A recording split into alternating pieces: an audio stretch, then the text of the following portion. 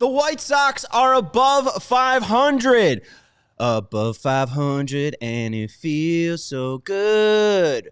I am so excited to talk about our Chicago White Sox on the CHGO White Sox postgame show.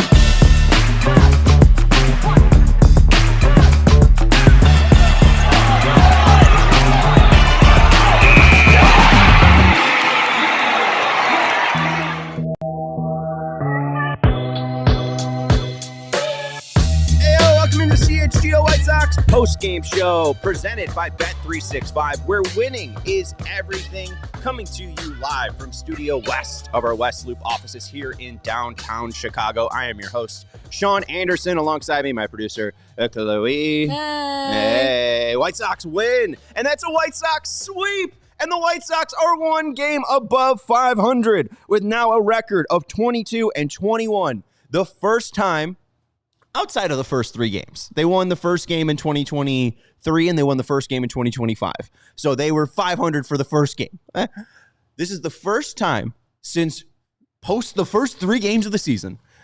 This is game 43 that the White Sox are above 500 since October 4, 2022. Let's talk about how it happened. Anthony K versus Kris Bubic tonight. The lineup was horrendous. People were throwing up on the internet when Will Venable released this lineup.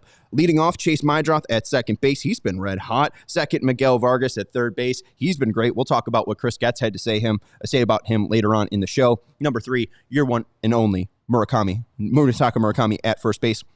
4, Randal Grichuk, who we do have MVP chance for and is in on the thumbnail. We'll talk about how the lineup actually turned out. 5, Caro, catching. He was really bad tonight. 6, Benny, DH. We could DFA him. 7, Derek Hill, center field, who is a legend.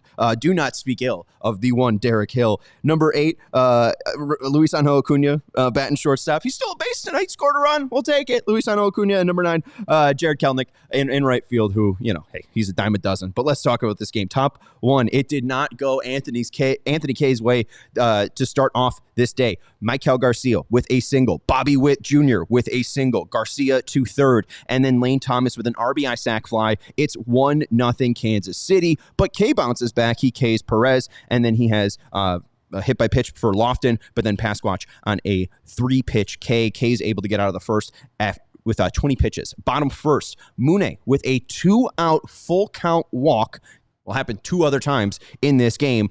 That leads to a Randal Grichuk 2-run home run. Bubic threw a sweeper that was up, and then it was called for a ball, and then he tried to throw another one, and it was just middle, fat, just massive crushed home run, 400 feet, 2-1 White Sox, bottom 1. And I was worried about Anthony K. I said, if Anthony K goes out and shoves tonight, the first 8 starts, you can kind of forget him. I could kind of say, oh, well, as long as the White Sox are able to go above 500 and Anthony K produces, that's all I cared for. And K, after 20 pitches. Bubic, who just had 11 strikeouts, 7 innings against the White Sox last time he threw against the Sox back in April, 30 pitches in the bottom of the first. So you'd love to see that from the Sox. Bottom third, Meidroth, a 1-out walk. Then Vargas with an opposite field single. Mune with another full count walk. Bases are loaded for MVP Randal Grichuk. A 2 RBI single, 4-1 White Sox through the bottom of the third. Through 4, Anthony K was dealing.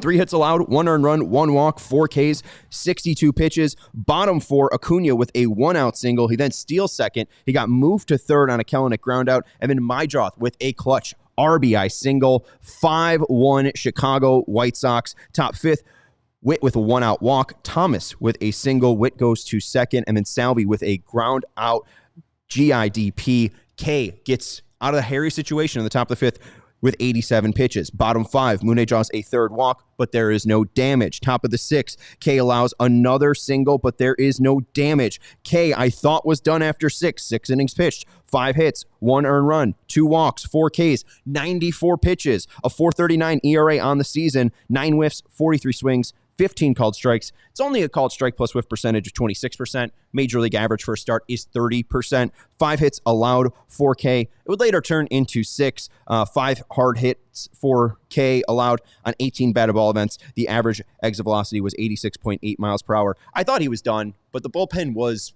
worked over the past couple of days. Last time Taylor was out, he threw 28 pitches. Dominguez has worked on back-to-back days. I'm trying to think of who else. So 2 back-to-back guys just used a lot of length. They really only had Davis, Newcomb, and then so for some reason, Trevor Richards is here. They're not using Trevor Richards, but Trevor Richards is here. He hasn't been used in a couple of days, but it really seemed like maybe Richards, Davis, and Newcomb were the only people that the White Sox could go to the bullpen. So Will Venable left out K to start off the top of the 7th, and he gives off a leadoff triple to Kyle Isbell. Really poor routes in left field and center by Hill and Grichuk. It let that ball get behind them and roll to the wall. So it probably, if cut off properly, could have just been a single or maybe a double for Isbell. Well, it's a little bit ugly for K. They really didn't pick up their pitcher there, but K comes out. Davis comes in. There is a Michael Garcia RBI ground out that makes K's final line a little bit more muddy. It's 5-2 White Sox, but then he gets back-to-back flyouts, Davis, and K, finishes with 6 innings pitched, 2 earned runs. It's exactly what the Sox needed today. Good job by Anthony K. It's been a little iffy start for his White Sox career, but this was a start that they absolutely needed for Anthony K tonight, from Anthony K tonight, and they got it. Bottom 8, Antonacci with a pinch hit for Grichuk, and he gets a double. Rounding first base, seemed like he had a little bit of a wincing face. Stone called it a cramp. Striffen was very quick to say, "Oh, no. We ain't taking that." No, we don't want to speculate, okay? We don't want to speculate. They went out and talked to him. He seemed fine. He stayed in. Caro gets K'd, but Benny with a ground out moves Antonacci to third base, and Derek Hill, the hero from 2 days ago, comes up with an RBI single, 6-2 Sox, and then Newcomb is able to close it out. 6-2 Sox win, 5 in a row for your Chicago White Sox. Southside, stand up. The Sox are 21-17 since April. The White Sox, now with their 6 runs scored since April, have scored 168 runs. I can do math on air, and have allowed 155 runs against. That is a plus minus of 13 runs, right? They're plus 13 run differential. When was the last time the White Sox had a plus run differential over? Oh God, I have to do 21 plus 17. Oh, this is a football thing. I've bet on gambling because I'm a degenerate my whole life. That's 38 points. Let's go. So over 38 games, 21-17. That is absurd. I absolutely love what we're seeing from the Chicago White Sox. Wasn't a 1-run game tonight, but 8-5 in 1-run games this year. Their last 21 games, they are 14-7. Their last 31 games, they are 18-13. They are 4-3 against the Kansas City Royals. I've talked about the main part of what the White Sox playoff hopes are built on, if they want to take this all the way to September, is taking care of business within the division. And the Kansas City Royals, who have given us hell year in and year out, seemingly, we're currently above 500 against them. We currently swept them. We're cruising. Feeling pretty good. 5-2 against the Royals. 5-2. Thank you, Alex. Yeah, I realized my math was off.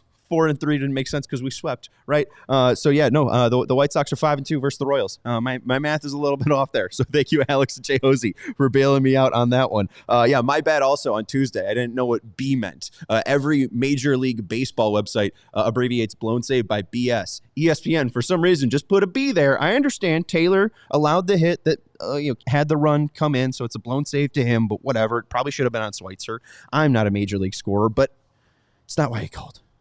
The White Sox are on fire. The White Sox have won 5 straight.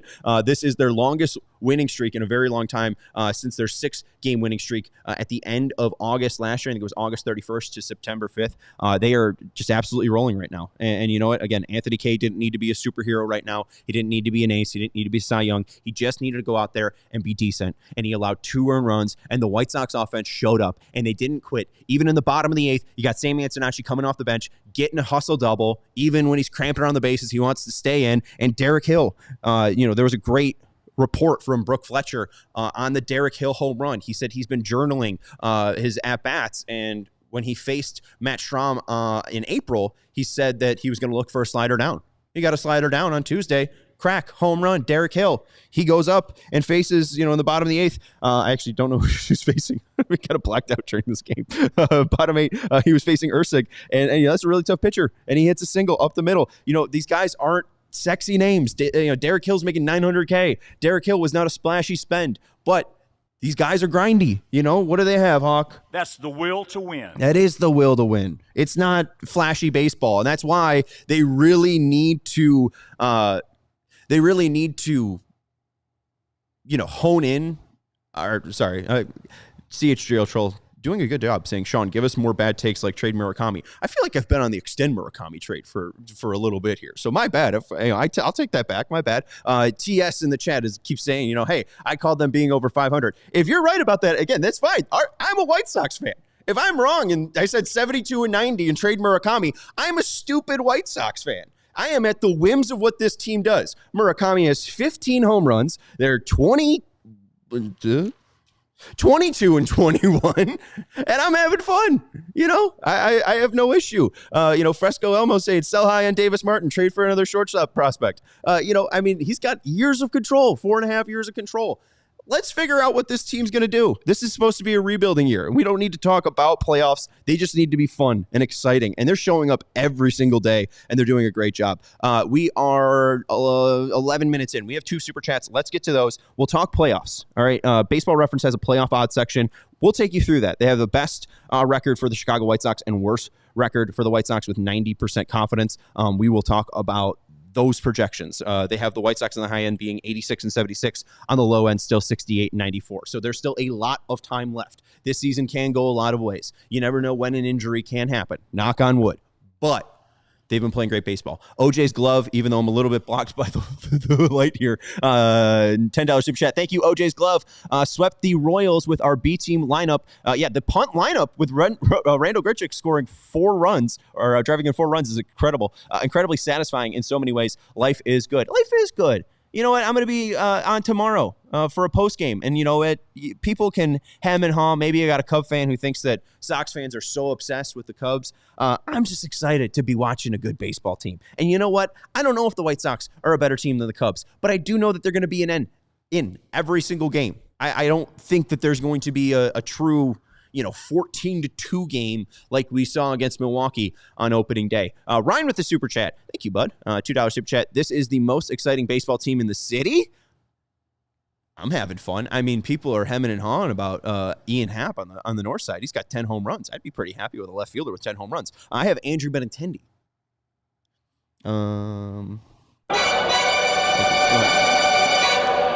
I have Andrew Benintendi. No, take 3. I have Andrew Benintendi. There we go. All right. I feel a little bit better about that one. I'm excited to watch the White Sox play. I'm thrilled.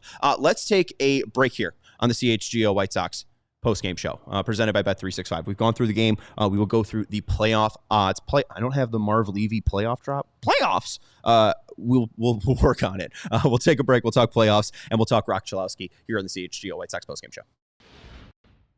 We want to let you know about our great friends over at Old National Bank. Whether it's on the field or in your financial life, the best teams win by delivering excellence at every level by reading. At Old National Bank, we believe every play matters. I love their sign that said, "Save now, Palooza later." Hey, you never know when your dreams can come true, and Old National Bank can help you achieve them. From everyday checking to long-term planning and commercial banking, our team is here to help build momentum and help you move the ball forward. It all starts with a plan tailored for you by professionals you trust. From simple tasks to bigger financial moments, you can count on us to coordinate your needs with steady, knowledgeable guidance that brings clarity and confidence to each step. It's a partnership designed to help you feel supported, not just today, but well into the future. So whether you're celebrating a win, rebuilding after a tough loss, or gearing up for whatever comes next, we've got your back with tools and insights and an expert crew that's always in your corner. Old National Bank, member FDIC, where relationships and results matter. We also want to let you know about our friends over at Bet365,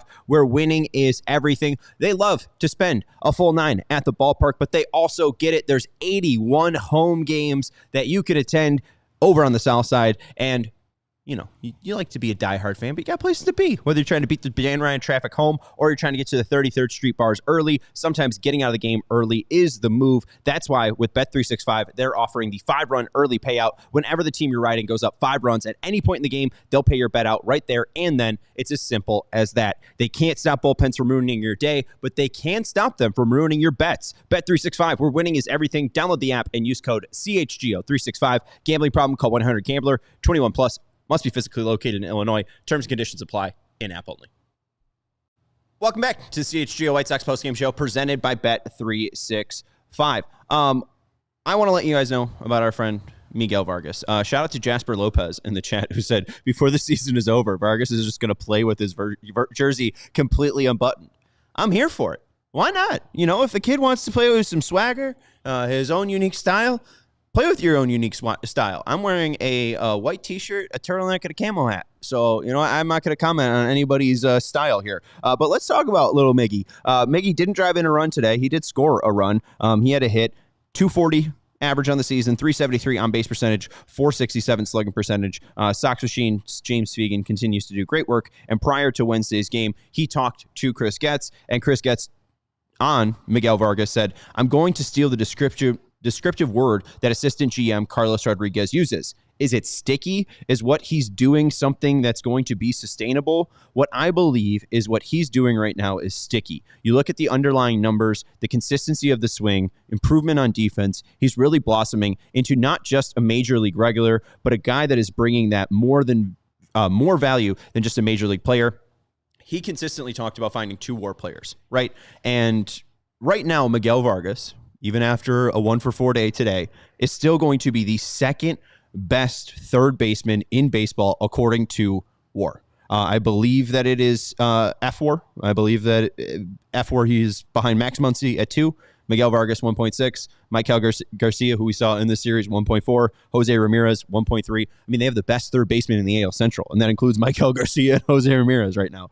Josh Jung 1.2, Okamoto 1.1, Nick Gonzalez 1.1. Oswaldo Peraza of the Angels at 1. And those are the 8 third basemen with a 1+ WAR. And Miguel Vargas is at 1.6 so far. And we're 43 games into this season. This is not just a major league regular like Chris Getz, mentioned. This is a player that's playing above average. The fielding's okay. Colson's been playing an above average shortstop, so it kind of hides the averageness of Vargas. We've talked about some really nice plays he's had. We've talked about some really, iffy throws. I think of one throw that threw Murakami off the bag and moved him into the baseline. Murakami still tried to make a tag on the runner on the baseline. Whatever. There's also plays where he looks really nice over at third base.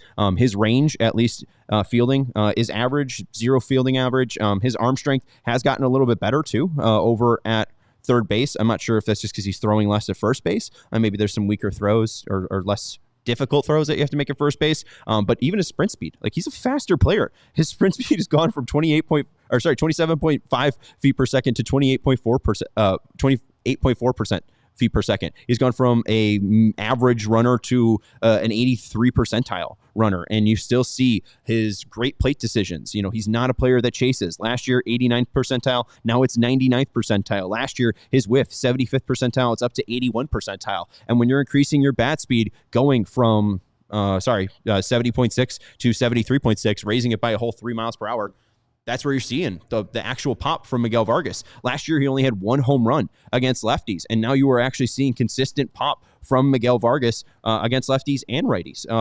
I think he had 15 homers last year. I think he had 30 doubles, right? 32 doubles, 16 homers. You now see only 5 doubles, but 9 home runs. And hey, you'll take the 72% point increase in your slugging percentage. Miguel Vargas has been an absolute revelation. People have talked about trying to figure out that Carlos Quinton find for this sort of era of this team, a guy that was a former top prospect and turning him into a guy that can be a 5-WAR player. So Miguel Vargas, last year he was exactly a 2-WAR player. He was fine. 99 OPS plus, an okay fielder, right? This year so far, 1.8 WAR, 138 OPS plus. Mercy. That is a fun top 3. And you know what? This team wouldn't be the same without Colson, Murakami, and Vargas. But you don't just have one of those guys. It's not just Colson. It's not just Murakami. It's not just Vargas. You have 3 true guys, 2, 3, and 4, that are true powerhouses in a lineup. Just think back, even to 2022 when this team was 81-81. You really never knew who was going to step up on a given night. Pito was pretty consistent. You felt like Pito was going to give you a major league at-bat every single time. But think back to Robert. Think back to Jimenez. Jimenez was killing ants every other at-bat, or he was striking out and swinging at a slider in the other batter's box. Same with Robert. I mean, Robert started to pick up his plate discipline the later he got on with the White Sox, but early Robert was swinging at everything. Thank God he made some contact on fastballs and was, pulling fly balls at 118 miles per hour. But we just didn't see that consistency. You're seeing consistency with Miguel Vargas. You're seeing consistency from Munetaka Murakami. You haven't seen a homer from Mune, but he still gets on base. 3 walks tonight. Colson didn't play tonight, but he's been the second best shortstop in the American League this year. He's the second best defender. He's leading all shortstops in home runs. I mean, this is just fun. I mean, this is a true burgeoning. There was a favorite that we did have. From CHGO Troll saying rebuild is over if Murakami is extended. I made fun of Chris Getz when he was on the recap with David Kaplan and Ryan McGuffey when McGuffey asked, do you think you're done rebuilding? And he said, I do think that we're building. If you have Miguel Vargas, if you have Munetaka Murakami, if you have Colson Montgomery as possible 25-plus homer guys, 2, 3, 4 in your lineup, all with, plus 8% walk rate, sub 32% K rate. I mean, Vargas is striking out and walking at the same percent. I think that changed today because he didn't walk today and he struck out, but it's going to be 0.1% difference. It has been absolutely incredible to see what the White Sox have done. And I don't know if it's going to be consistent. Rick Hahn always said progression is not linear. I don't know if Colson Montgomery is just going to look like this for the rest of his career, but he hasn't slowed down. I don't know if Miguel Vargas is going to look like this for the rest of his career, but he's steadily gotten better and better. And I don't know if the come down is coming anytime soon. And Murakami, he has a hole in his game, but when you have guys protecting him like Vargas and Montgomery, where you really can't walk him, you have to at least try to get him to whiff. Leads to 15 homers. I mean, I didn't think that they'd be this good. I thought the Murakami hate was a little bit too much, but I didn't think he'd be this. This has been absolutely incredible. And even the Colson thing. I mean, we've talked how many times about them not being able to develop first rounders, them not being able to have guys turn into stars. I mean, I did not think Colson Montgomery was going to be this good. I predicted 28 homers for Montgomery. I thought he was going to be decent. I didn't want to poo-poo. I predicted 35 homers for Murakami. Murakami's probably hitting 40. Colson has a shot to hit 35 or 40. This is not the team I thought it was. So if you want to be TS and say, hey, I called they're going to make the playoffs, good on you. You saw something I didn't. This has been absurd. This has just been absolutely fun baseball to watch. And I think the real concerning part is the pitching, right? You got a really nice start from K. Can he do this consistently? Will Eric Fetty be what Eric Fetty has been and have a sub-4 ERA? I think CHGO Troll in the chat was saying, something about Schultz. That's the guy I'm least worried about. I know his walk rate is a little bit iffy, but he's a 22-year-old who's 6'10". I mean, the whole comp has been Randy Johnson, and Randy Johnson really didn't hit until he was 39, and then he won 4 straight Cy Youngs. Pretty good. I'm really ready to give Schultz the benefit of the doubt, and then. Again, we talked about Martin yesterday. I have the stats here. Do I think Davis Martin's a 1.62 ERA guy? No. I think the only person in my lifetime that's had a sub-2 ERA in a full season pitching is Kershaw in 2015 at 170 something. So I don't think that Davis Martin's the next Clayton Kershaw. But he's got an xFIP of 305. He's got a SIERA 309. Can Davis Martin have a sub 350 ERA? That's still a career best. That's still something I'd definitely take on the South Side. And then even then, Sean Burke, I still think he's full of potential. We'll see what he does tomorrow. They gave him a day off and pushed him back. He's going to be going up against the Cubs. I think K kind of would have gotten rocked by the Cubs. Just he gives a lot of pitches to make contact on. The Cubs are really good at getting guys on base, drawing out at bats. Burke has some swing and miss stuff. So, let's see how Burke does. I'm excited for Martin on Saturday. I'm not really going to waver on this team if they get swept by the Cubs. Worst case scenario, if they fall to 22-24, I'm not sounding the alarms.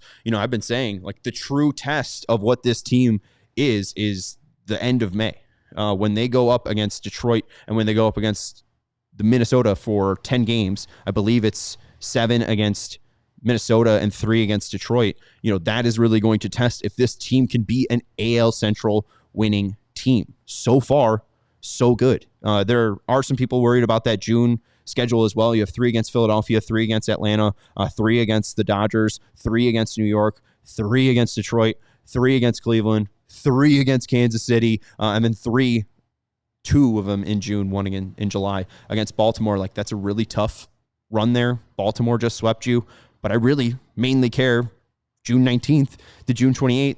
What do you do in the 3 against Detroit? What do you do against the 3 in Cleveland? What do you do against the 3 in Kansas City? Because when we look at the Major League playoff odds and where the White Sox can possibly sneak into the playoffs and find their way, Baseball Reference does not think that it is the White Sox as a wild card. Most likely scenarios, this is based on 25,000 simulations of the rest of the season and playoffs. The team's estimated quality is determined by their performance over their last 100 regular season games, even if it spans seasons and includes a regression to the mean factor. These results are based on standings through the 13th of May. So this does not include today's game.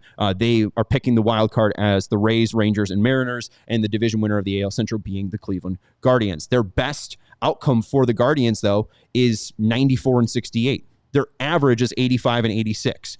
The 90th percent confidence for the best White Sox record is 86 and 76. So if the average for the Guardians is 85.6 and the best outcome for the Sox is 86.7 or 86 and 76, it's going to be hairy until the final bell. But having a 4-3 record against Kansas City is not going to hurt you. And I do think that they're well closer to an 86 and 76 team than a 68 and 94 team. The average win span they have is 77.2 and 84.8. So I think, again, if this team could be confident in the division, if they can truly give hell to the Royals, who they're already 5-2 against. I think I slipped back and said 4-3. If they can truly play some guard ball against the Guardians, and if Detroit is banged up still and they don't have Skubal and Valdez is still his head case, like, I kind of see it. I can kind of see it. Sarah's in the chat saying, can the Sox beat the Cubs? Sure. I mean, again, the whole point that I could see is just the Sox really are in every single game. So do I think the Sox are going to get blown out by the Cubs? No. Tomorrow they have Edward Cabrera pitching. He's tapering off in velocity. He's given up a decent amount of balls to hit. Murakami's probably going to see a fastball in the zone. Montgomery's probably going to see a fastball in the zone. Miguel's probably going to see a fastball in the zone. I think that they can hang in against Cabrera. And then you have Tyone and Ray. Tyone is very crafty, right? He's a decent veteran, but he's not overwhelming guys with fastballs. And we saw today, or just at least what the Sox were doing in the back half past the All-Star break, and even now, Mike Vasil said they've locked in around that Sacramento series and going out and just playing baseball, whatever that means. What were you trying to do before? You were playing baseball before. You were also winning baseball. You kind of only sucked in the first 6 games. I don't know. I didn't really understand that comment, but whatever. They're now playing baseball. And that playing baseball, I think, means hitting the fastball. So, Tyone doesn't really have an overwhelming fastball. Colin Ray on Sunday doesn't have an overwhelming fastball. I think they can go 1-2 against the Cubs. If they go 2-1, I'll be thrilled. If they sweep, that's 8 straight wins for the White Sox. I think I'll be puking. I think I will be overwhelmed and throwing up if the White Sox win 8 straight games. So I'll record it. So I don't want to get over my skis here. It all depends on just how they can actually shape up against the division. Kevin in the chat saying, Kev saying, man, I don't see 90 wins for Cleveland. That's a 90 wins team. They're giving them a 58.4% chance in the division. Baseball Reference is giving Cleveland a 58.4% chance to win their division. They have the Royals at 18.8%. That will come down. This does not include today's game. 13.6% for the Tigers. 7.8% for the White Sox. The White Sox, I think before the season, were like 1%. So you've already gained 7.8%. You just won a game inside the division. The Sox probably, by these projections, have an 8% chance to win the division tomorrow. And then it just depends what you do against Detroit and what you do against Cleveland. Cleveland's been a pain in the ass for a large part of the past couple of years. I think I had the numbers somewhere. Maybe I should get an actual folder. Oh, well. No, I'll find it. Why don't we take a break? We're at the 30-minute mark. I'll go find that weird little note that I definitely still have that didn't fall out of my notebook for the past record against division opponents. It'll be fine. We'll talk to you in 2 minutes here on the CHGO White Sox postgame show. We want to let you know about our friends over at Bona Beef. May is Beef Month. And look at this fun merch. You can go check out their merch over at merch.bona.com. But we are telling you about Beef Month over in Studio A, or the Xfinity Loft. They have the Bona World Beef Championship belt. It is a thing of beauty, and Bona is running the World Beef Championship this May. Eat or share as much beef as you possibly can during May, National Beef Month. All who reach the championship level of 50 beefs during May will reach 61,400 bonus points of Bona reward points, good for beef or any item on the Bona chicken menu. I really like the buffalo chicken sandwich, if I'm just going to throw that out there. Be the hero and use the Bona app to order beefs for your family and friends and office mates, and get ready to play as bonus rewards start to accumulate once you've reached 5 beef orders in May. The champion also gets $40 member-only gift cards every month for 3 years. So download the Bona app, Bona merch over at merch.bona.com, and you can find details over at BUONA.com, Bona.com. And we want to let you know about our friends over at Ray. It's my Big Dave impression. Get a huge start of summer deals all month long at Ray Chevrolet during their Memorial Day sales event. Stop in today and get below supplier pricing plus no payments for 120 days on new Chevrolet models, or check out their selection of over 125 vehicles priced under $20,000. With one of Chicagoland's largest Chevy inventories, you'll be sure to find the perfect vehicle for you. And as one of the top-selling Chevy dealers in the Midwest, they're able to keep their prices competitive, so you'll know you'll get a great deal. Plus, Ray's price promise lets you shop confidently, because the price you see is the price you pay. They keep it simple. The price you see, whether online or in the lot, is the price you pay. So stop over at Ray Chevrolet in Fox Lake. Shop Ray Chevrolet at raychevrolet.com. They've been serving the community since 1963. Together, let's drive. Welcome back to CHGO White Sox postgame show presented by Bet365. Justin says that is Sunnyside talk about the World Series, but this team is fun and we'll get better. Did I bring up World Series? I don't want to bring up World Series, brother. I'm just trying to get in the damn playoffs. If I got my butt spanked by the Athletics like we did in 2020, if I got my butt spanked like we did against the Astros in 2021, I'll take it as long as we get our ticket punched. You know, folks, that's all that matters. All right, let's at least do our Old National checking it out segment, because we have not done that. Every play matters, whether it's on the field or in your financial life. The best teams win by delivering excellence at every level. Old National Bank, where relationships and results matter. Member FDIC. Let's check it out, folks. Okay. DJ in the chat saying, God, I love baseball again. Me too, brother. Let's check out the White Sox versus the division, because it's just been an ugly tale. And again, I know that it's kind of simple to just say, you know, the White Sox need to be good again against the division to have a chance to make it into the playoffs. Like, duh. But the White Sox have not been doing that, and they've been doing it to a pretty pathetic level over the past 4 years. 2022, it's a little bit different because they're not playing just 13 games against one another. So it's 19 games in 2022, 7-12 against Cleveland, against Detroit 12-17, or 12-7, against KC 9-10, against Mini 9-10. 2023, when they go to the 13-game schedule against Cleveland, 8-5. That's their only winning record in the past 3 years against Cleveland. Detroit 5-8. They have not had a winning record against Detroit in the past 3 years. KC 6-7. They will get somehow pathetically more and more worse against KC over the next couple of years. And then Minnesota 4-9. They'll have a horrendous record against Minnesota next year, but will have a winning record in 2025. 2024 5-8 against Cleveland. Detroit 3-10. KC 1-12. Minnesota 1-12. 2025 2-11 versus Cleveland. Even if they're 5-8. Even if they're 6-7, that is a hell of a lot better than 2-11. Yes, 6-7. You have Detroit 5-8 in 2025. KC 3-10, and then Minnesota 8-5. So they have winning records against Minnesota in 2025, and they have a winning record against Cleveland in 2023. So I know it's very obvious they do well against the AL Central, but they haven't done that in a very long time. So if they could just do it and take care of business and make the playoffs, we'd all be happy. All right. Bona Beef has a vegan Italian beef for vegans like me. Very nice. Louis DePhillips with the super chat. I loved him in Chair Company. Diamond Lou Phillips.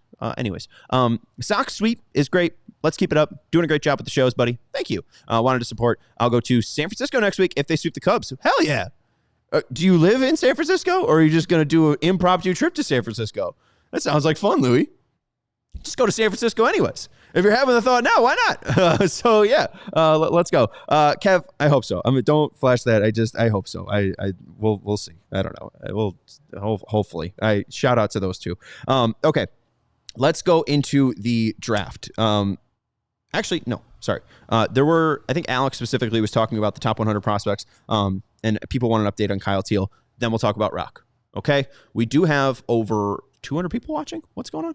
139 people watching, and that is more than the Cubs, is what Chloe said, but we only have 55 likes. So hit that thumbs up button if you haven't already. Louis saying he lives in San Diego. Buddy, go to San Fran. Come on. The Sox are hot. Let's go. We could beat San Francisco. I don't know if they're going to sweep the Cubs, but I think they could. I think they could hang in there.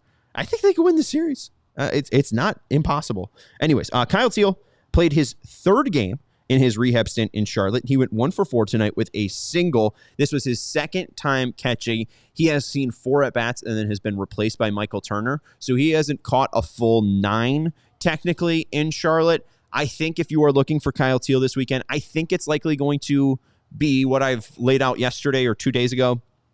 I think he will still be in Charlotte tomorrow. I think you'll see him DH tomorrow. I think you'll see him catch on Saturday. And then I think on Sunday, you will not see Kyle Teel with the Charlotte Knights. I think on Monday, or on that Sunday, he'll be flying to Seattle so he could be with the White Sox on that Monday game. So I think that we could see it happening. I think it's close for Kyle Teel. He told, I'm blanking on her name. I think her last name's Kendall Smith, the Charlotte Knights reporter, that he's ready, 100% ready, which I wouldn't expect a different answer from Kyle Teel. He's like a golden retriever, just, or SpongeBob, just saying, I'm ready. I think Kyle Teel has just wind up toy energy. So of course he's ready, but I think the White Sox will hold him back just a little bit to not, again, have him injure himself and not have him be able to contribute to a possible, winning above 500 baseball team. Come on, mercy. All right. The other thing, Alex in the chat was bringing up the top 100 prospects. I was debating on whether or not to bring this up or not, so we can just mention it. MLB Pipeline re-updated their Major League prospects. You do have Caleb Bonham now at 15, so that is great to see. The White Sox do have a top 15 prospect in Caleb Bonham. Braden Montgomery continues to ride. He's a top 25 prospect. Noah Schultz is the 27th prospect in baseball. He will soon to graduate out of the top 100. Hagen Smith is at 50. Billy Carlson's at 53. And then that is it for the Chicago White Sox. I did like the list from TJ Stats. He puts together his own top 100 list, and I believe the White Sox had 5 top 75 prospects on Thomas's list. I think Bonham was a top 10 prospect, if I'm wrong. It's not loading for me. But he had Bonham, Montgomery, Hagen, and Tanner. And I don't know if he included Noah or not. But yeah, he had Bonham at 11. Sorry about that. Schultz at 17. Braden Montgomery at 34. And then Hagen Smith at 72. And Tanner McDougal at 74. And Sam Antonacci at 92. So my bad. I missed out on that. I don't think there's many things to update on the prospects. Bonhamer's a little bit far away. Bonham has done really well at power hitting so far, but I think they want to see a little bit more contact, a little less strikeouts from Bonham. I also think they want to see his glove develop a little bit. I don't think that's a professional glove. Billy Carlson, CHGO Troll in the chat keeps mentioning I want to trade everybody. I don't want to trade anyone besides Billy Carlson. He seems like just prime trade bait. He's just, you could probably get 2 WAR from him. Maybe the bat comes around. maybe he never hits a home run in his life. Maybe he's Andrelton Simmons. Maybe he's Tom Lawless. I don't know. But I'm not sure if I'm not really a big Billy Carlson guy. But I do think that you're seeing guys that are going to contribute to this 2026 team. Obviously, Teel's going to come back. I think Hagen's going to be at least in the bullpen at some point. I mean, he has a high leverage lefty arm if they want to use him like that. But Braden Montgomery at some point is going to be a right fielder. I'm pretty sick of Jared Kelenic. I don't need to see more Derek Hill. Tristan Peters is a nice center fielder defensively. Have Antonacci in left field. Have Peters, little banana boy in center field. Have right fielder Braden Montgomery. I'm kind of feeling pretty good about the White Sox. So, there isn't really anything massive that I want to talk about with the prospects. There's just an update. It's been fun. Hey, Ken Shanoff saying, enjoying every game from your show from Puerto Vallarta, Mexico. Go Sox. I went to, where'd I go? My wife's going to be pissed off at me. We flew into PVR, but our honeymoon, and then we loved it so much. I went to the Nayarit. Where did we go? We went to San Pancho and then Sayulita. So, yeah. Shout out to Puerto Vallarta. That was fun. There was an orange cat at the second place we stayed. The perfect cat in the world. Miss her every day. All right, let's talk Roch Cholowsky. Mock drafts have come out from Kylie McDaniel of ESPN. I believe Carlos Collazo of Baseball America is the main writer. I could be wrong. Yeah, Carlos Collazo. Hey, look at my memory. And then Keith Law of The Athletic. Let's start with Carlos of Baseball America. This is their 3.0 draft. The Sox have $17.5 million for their bonus pool, and the slot value for the number one pick is 11.3. The highest boning, rocking your sock off. There you go. Not bad. Hopefully they draft him. We're not sure if it's going to happen, Chloe. But anyways, the slot value is 11.3 for the number one overall pick. The highest bonus is, I believe, 9.3 given to Paul Skeens. So will they have to give $11.3 million to Roch Cholowsky? Likely not. But Collazo writes, there's been a lot of buzz in recent weeks about the White Sox potentially taking someone not named Roch Cholowsky. The number two player in the class, Texas Prep shortstop Grady Emerson, is the most popular alternative, though the White Sox have seemingly been scouting Florida Prep shortstop Jacob Lombard heavily, as well as Georgia Tech catcher Von Lackey, who could round out the group as the last serious name in play for the first pick. When talking with sources throughout the industry, the Emerson rumors have been viewed in a myriad of ways, including 1, pure smoke, 2, the White Sox doing their due diligence at the top, and 3, actually pretty likely. I'm inclined to believe the second explanation at this stage, that the White Sox are just doing their due diligence at the top. Collazo explains that he still feels like Cholowsky is the favorite. He'll hit home runs number 19, 20, and 21st this weekend and is replicating his 2025 Player of the Year campaign. Even if Emerson is also being seriously considered, it can also be tricky for the White Sox to try and create huge savings with any player at this pick, since each Cholowsky, Emerson, and Lombard are represented by the same agencies. Then you go to Kylie McDaniel. Kylie McDaniel put this out today.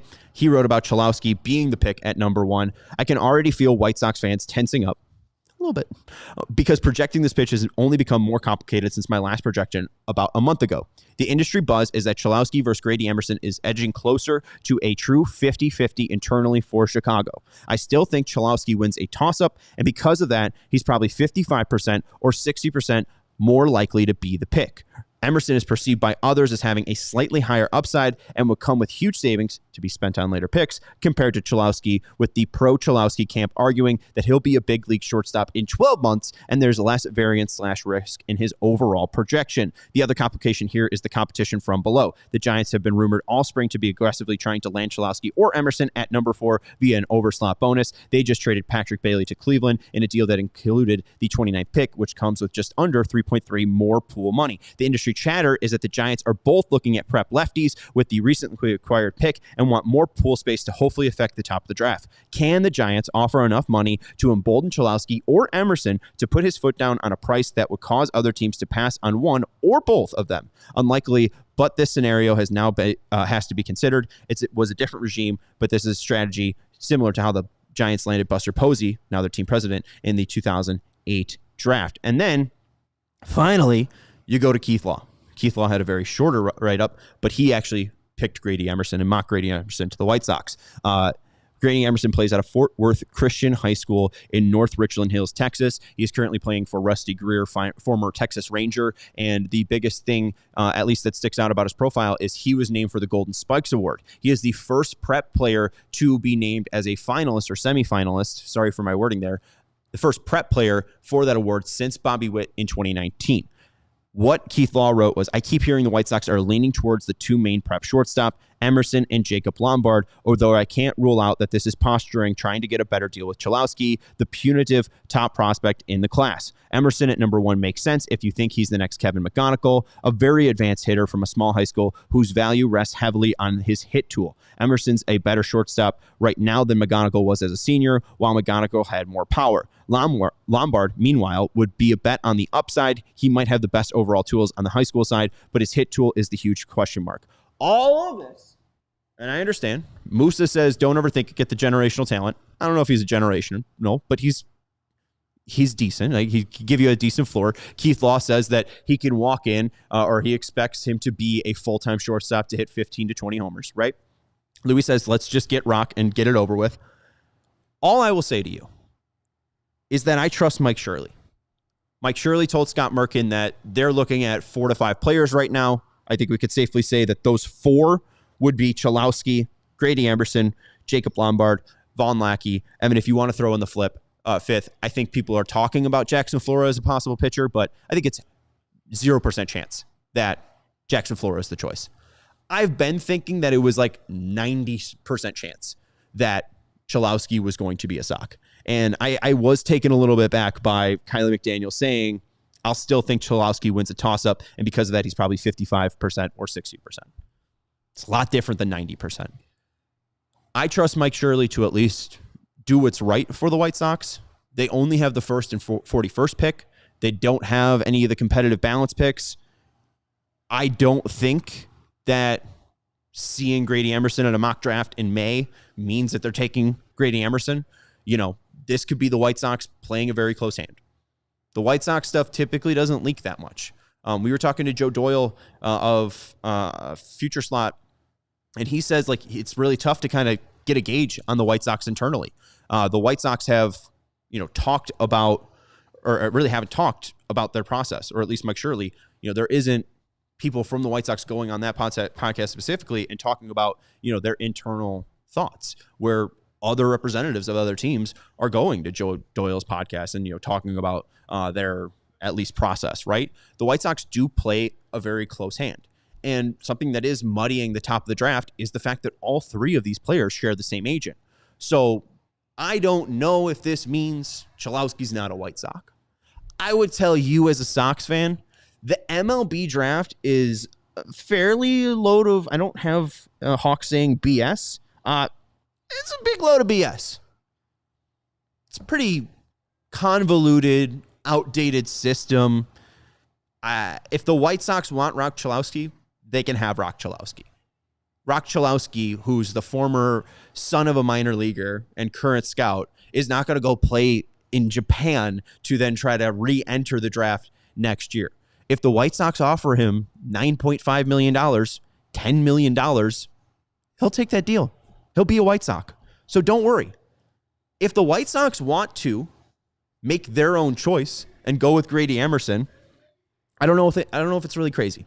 Emerson's 3 years younger, and the funny thing that I just hear is when you hear negatives about Cholowsky, it's that he's underperforming against the Big Ten, which, he's compared to last year, he's doing worse against the Big Ten.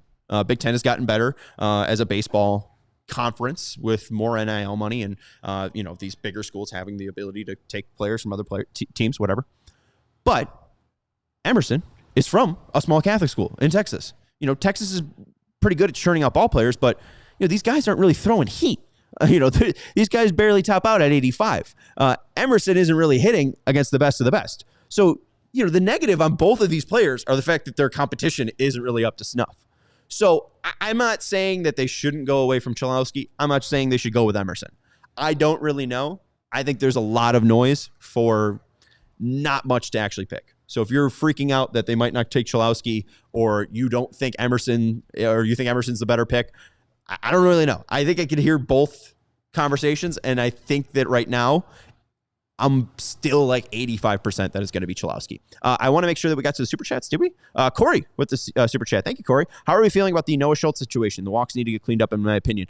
Yeah, I thought that the walks were mainly an issue because he was going up against a lot of righties, and he doesn't really have that changeup that's working to neutralize righties as much as I think he wanted to. But the walk stayed persistent last outing, and I think last outing was his worst control, at least from his start. So I'm not saying it's a red flag. Or, I don't think it's actually a situation. I think it's just a young pitcher. I mean, they've been in pretty much every single game that he's pitched in. I think they lost 10-3. But outside of that, like the 7 games he's pitched in, they've been competitive.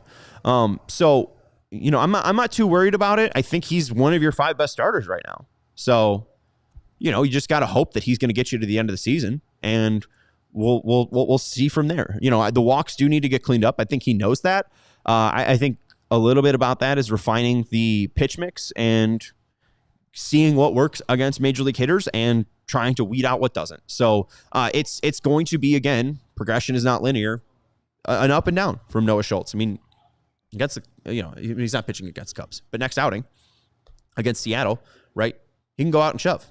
So I kind of want to take it day by day because I'm not seeing anything that's saying this guy is not a major league pitcher. I'm just seeing this is a 6'10" unique project that's going to have ups and downs.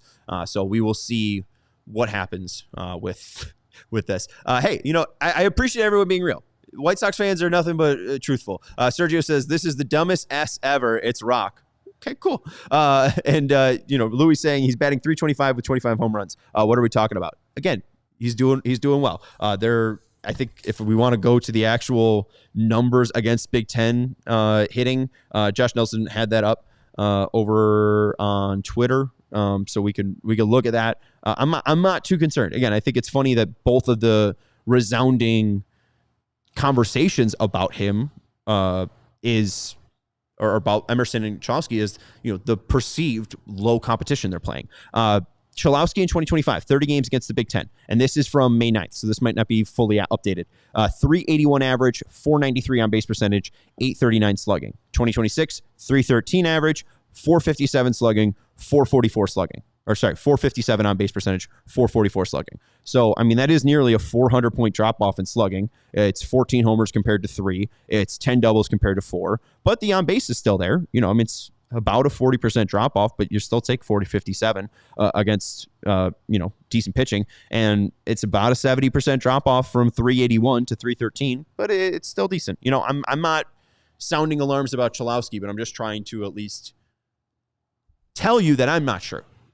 I don't think that you should be spending your hard-earned money when gas is plus $5 a gallon on a Roch Cholowsky custom #1 jersey. I don't know if it's going to be Roch Cholowsky. It could be Roch Cholowsky. I think it's likely to be Cholowsky, but I think it's also possible that it's Emerson, and I don't know if I would hate Emerson. It is a possibility. So we'll see what happens. Anyways, S. Wilson in the chat saying, bye Royals, sweep. Bye Royals, sweep. White Sox win. We'll be back tomorrow, not only with a post-game show, but a live watch-along. We will be with the Cubs crew. I will be with the Cubs crew, and we'll be watching that entire game tomorrow with some Bona Beefs. So it should be a very fun time. Thank you to Chloe for producing the show. Sox win 6-2. Hit that thumbs up button, and make sure you're hitting that subscribe button. We appreciate you hanging out with us. We'll see you tomorrow. Go Sox. We all silly like the mayor.